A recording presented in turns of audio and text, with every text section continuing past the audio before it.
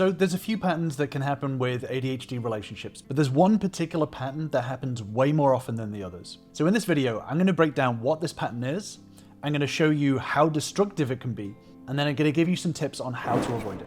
If you're new here, my name's Chris, and I am a creator with ADHD, and I help coach fellow busy brains with the tools, the systems, and the strategies to finally learn, grow, and get shit done.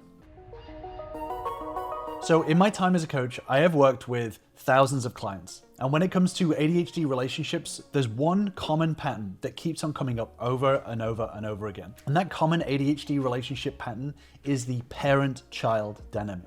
So it usually goes a little something like this. The ADHDer in the relationship doesn't follow up on the tasks that they are responsible for. So the intent is there, they want to do it, but there's no systems in place to really sort of help that. So they often don't do the task. They fail at doing the task that they promised. And then the partner overcompensates and starts to take on the lion's share of those tasks. So they start to pick up where the ADHDer has been promising but not actually performing.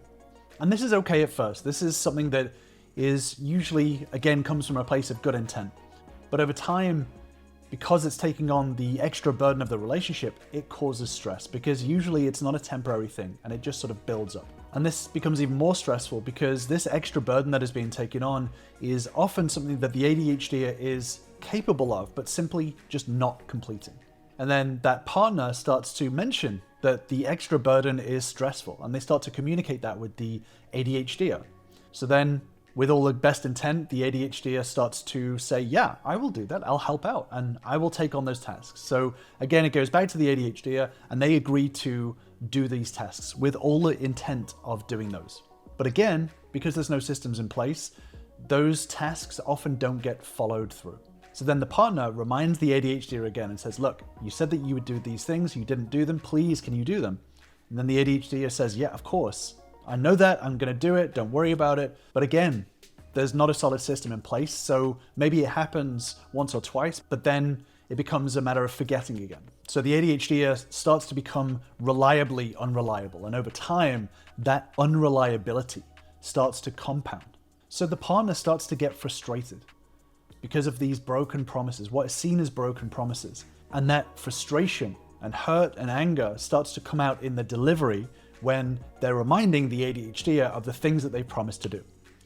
So then the ADHD can see that frustration, that anger, that hurt in the delivery, and then start to say, yeah, of course I will do it. But inside, they start to feel a little bit resentful themselves. The ADHD starts to try harder, but with frustration and resentment. And then the partner starts to escalate more and more with their frustration and their hurt in asking for these things to be done.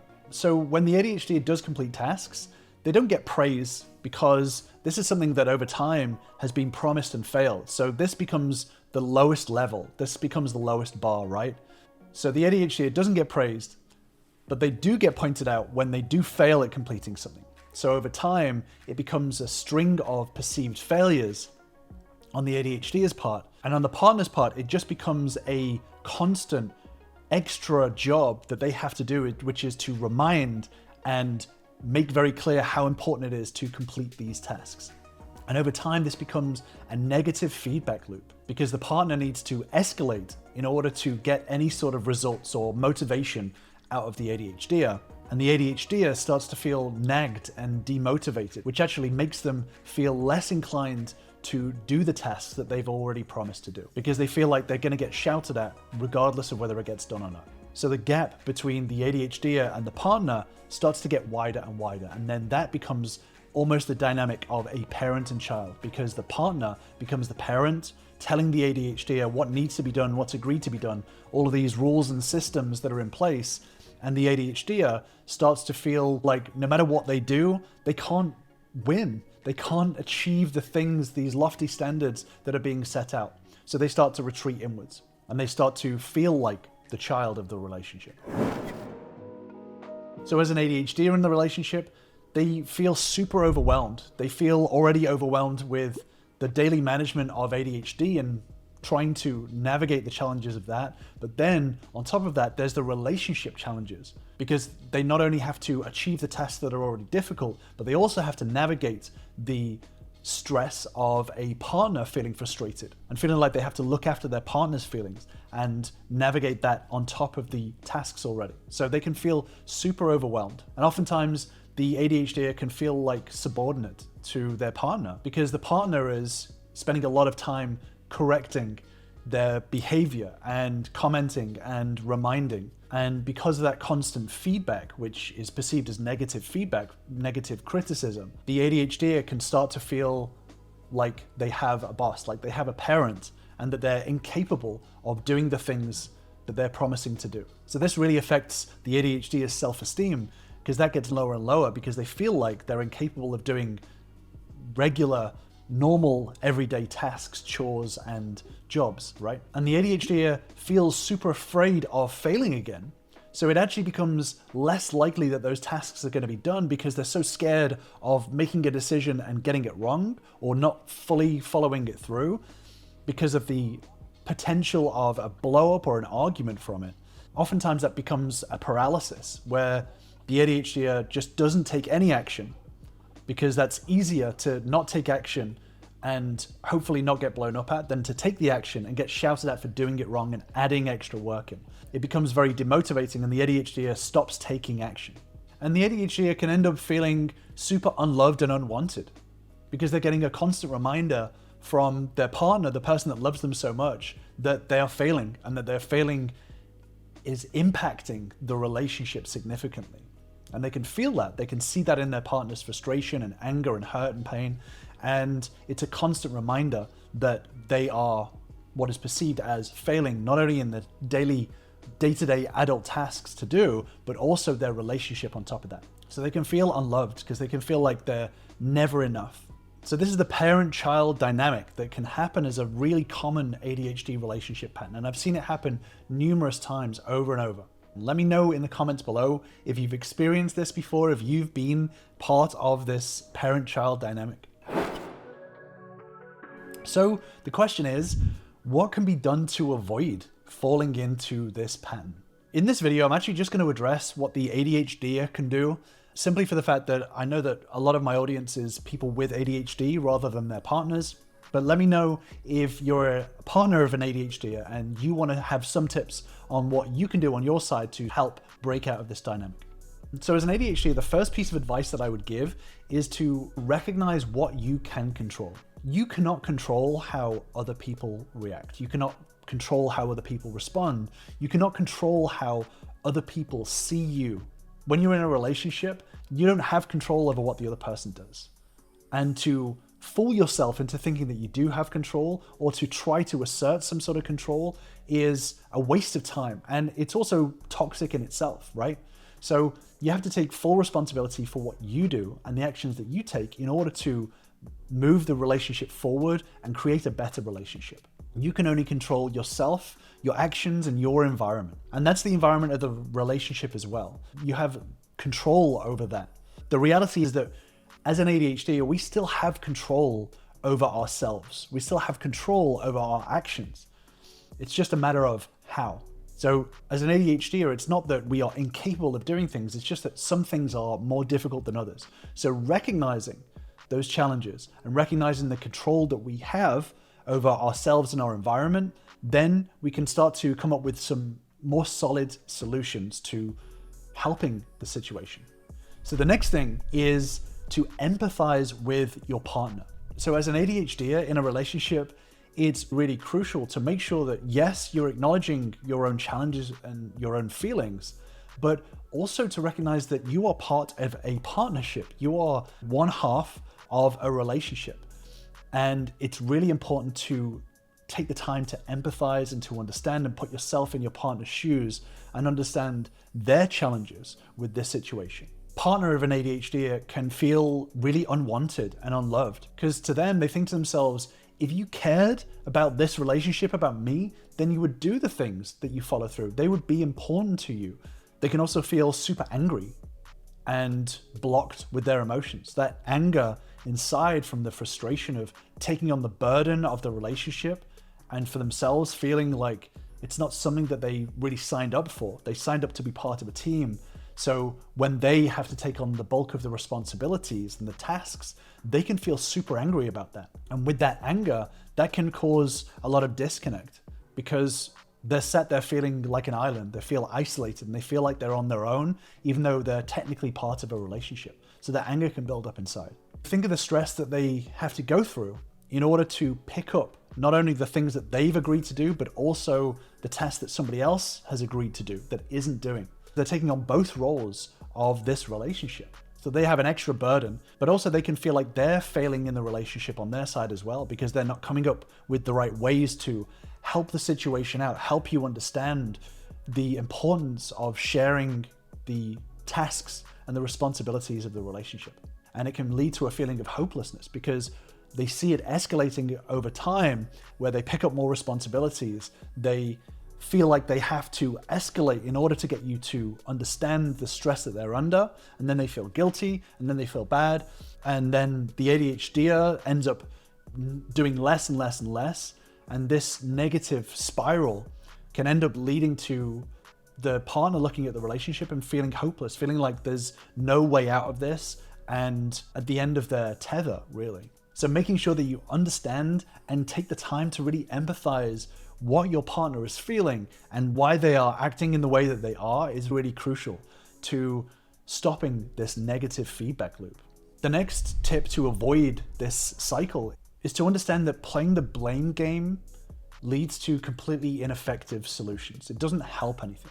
You know, it's very easy to be able to point the finger of blame at the partner and say, hey, this is your fault. Like, you need to understand my ADHD. You need to accommodate me. You need to recognize that I have challenges. And that can become part of that toxic cycle, right? Because you're constantly pointing the finger and saying, this is something that you need to do because I have this thing that I can't control. So as a partner in a relationship, pointing the finger of blame onto the other person doesn't resolve anything. It doesn't create any solutions. It doesn't help the problem. And often the immediate reaction from people when you point out that it's not about blaming, the immediate gut reaction is to say, that's what my partner does. That my partner blames me. And that in itself is blaming. So as soon as you say, yeah, but my partner blames, then that is you falling for the same illusion of blaming the other person. So again, this is about what you can control. You're not responsible for your partner's actions. You're responsible for your actions. You're responsible for what you do. And by blaming, you're actually spending more time in the past trying to figure out whose fault it is and point fingers of blame on somebody else other than yourself, rather than taking responsibility and saying, I am in control of what I do, and what I can do that's most effective is figure out solutions to move forward, to actually progress this relationship and come up with good systems that will help this relationship. And that's what being a team member is all about, right? So you may have heard the phrase, you are 100% responsible for your 50%. And that's true. And that starts with stopping the blame game and taking responsibility for your actions and what you do. And it's really important to have big conversations, the difficult conversations, and figure out with your partner what is the biggest, most challenging tasks and challenges that you have in order to find the effective solutions for them. So again, you can take responsibility yourself by thinking back to previous conversations, thinking back to the times your partner has pointed out the stuff that really hurt, the failings, the not following through on things that really impacted their feelings. So you can take the responsibility and start thinking back to previous conversations, but then start to open up the conversation in a realistic manner with your partner and saying, okay, here's what I think is the most meaningful challenges. Let's start to talk about ways through to take the burden off you and to come up with the good systems to help us through it. But also understand that these conversations may not necessarily go well at first, simply for the fact that there is broken emotional safety there. Because of all these failings and because of the history of now arguments and blow-ups, it can be very difficult and triggering for the partner to have these conversations. So I'm going to do another video on emotional safety and the impact that it has on us as ADHDers and also ADHD relationships. But for now, just understand that these conversations may be difficult and challenging at first, but it doesn't mean that they're impossible. Again, this is not something that is impossible to happen. This is something that is simply just going to be a challenge along the way. It's important to acknowledge what you're not good at. We can't pretend that we as ADHDers are perfect and that we have no challenges. So understanding the way your brain works, your executive functions, your organization, the skills that you have not necessarily developed as much as you could have done over time, understanding those challenges and what you're not great at is the first step to really understanding what can be done about it. And this doesn't mean that you have to become this perfect person. This is simply acknowledging the challenges that you have and then figuring out what solutions you can do in order to overcome these challenges. And this doesn't necessarily mean that you have to do those things. You can also delegate, not necessarily delegate to your partner, but there are ways of delegating specific tasks to other people rather than saying, yes, I promise I will fix the plumbing, or I promise I will do XYZ. The solution could be delegating to somebody else in order to get it done. So paying someone in order to do it, or enlisting a friend to help. There are many ways of getting something done. And again, taking that burden on yourself and becoming resentful about it isn't necessarily the best solution. So this is about acknowledging the things that you are not necessarily good at right now and figuring out the solutions in order to overcome those challenges. When it comes to overcoming all of these ADHD challenges and navigating the conversations with your partner, it's important to build good ADHD systems that you both agree on. Having strong ADHD systems is the key to managing those ADHD challenges. And when you open the conversations with your partner and you build those systems together, acknowledging your own challenges and acknowledging your partner's feelings and the challenges that they're having by taking on what they've taken on, you're able to come together to build better systems that work for both of you. And it's really important that both of you come up with this together, because if you're just taking on the responsibility of a system and then it fails, then all the blame goes onto you again, right? Whereas when you're working together with your partner and you're taking the time and having those conversations to build good systems that you both agree to, then it becomes you and your partner versus the problem. Because so often when it comes to blame, that becomes you versus your partner. So this is simply acknowledging both yours and your partner's strengths and weaknesses and saying, okay, how can we as a team figure out a way to overcome this problem, rather than it becoming you and your ADHD versus your partner and you're having to butt heads. Remember, ADHD doesn't make us incapable of doing things. It simply makes some things more challenging. We have the same capabilities as everyone else, but some things are more challenging. And it's really important to acknowledge that, because once you acknowledge that, then you can start to build better systems. So if you want to know more of what good ADHD systems look like, then make sure you leave a comment below and I'll be sure to make a video on it. And if you want more skills, tips, and strategies for learning more about managing your ADHD, then make sure you subscribe to the channel. And with that, I will see you in the next video. Thanks, guys.